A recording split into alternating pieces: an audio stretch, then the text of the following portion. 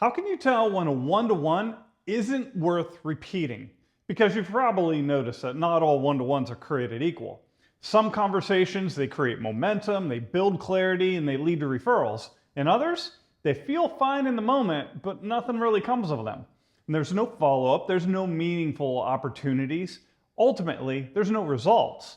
And if you're not careful, you can fill your calendar with meetings that feel really productive, but don't actually move your business forward. So today, we're talking all about one-to-one red flags. So the first red flag is no curiosity.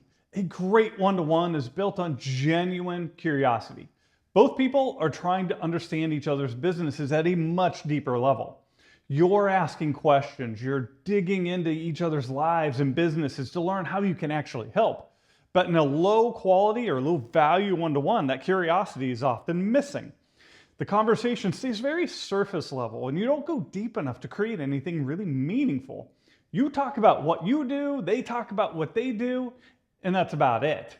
No one is asking better, deeper questions. No one's really creating the depth or that curiosity necessary to create clarity.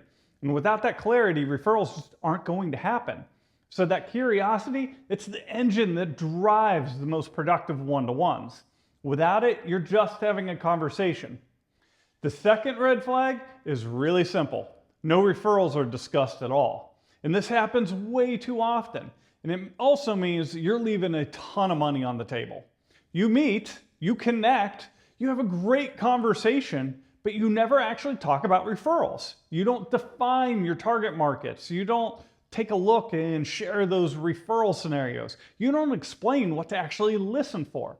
And if referrals aren't part of the conversation, they're not just going to magically show up later. A strong one-to-one should leave both people with a clear understanding of who to look for, what problems to listen for, and how to make a real meaningful connection. If that doesn't happen, the meeting may have felt good, but it didn't create any value. The third red flag is no outcomes. The meeting ends and nothing happens. There's no follow-up, no introductions, no next steps, just, hey, that was great and we should do that again sometime. That is not a strategy, it's a huge missed opportunity. Every effective one-to-one should lead to something. A referral, an introduction, a resource, or at the very least, a clear next step. Without an outcome, there is no momentum, and without momentum, that relationship is going to stall out. So if you want better results from your one-to-ones, you've got to start by identifying the red flags. Was there no curiosity? No referral conversation, no outcomes? So if you see those patterns, it's a sign. Not to stop doing one-to-ones, but to start doing them differently. Because the goal is not to pack your schedule full of more meetings. It's to have better ones. So before your next one-to-one, ask yourself one simple question. Am I showing up prepared to create real value? Or am I just having a conversation?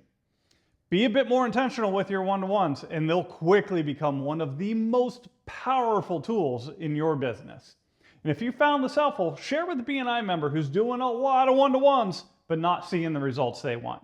And if you want to learn more of the secrets to generating referrals for your BNI membership, check out this next video right here and I'll see you soon.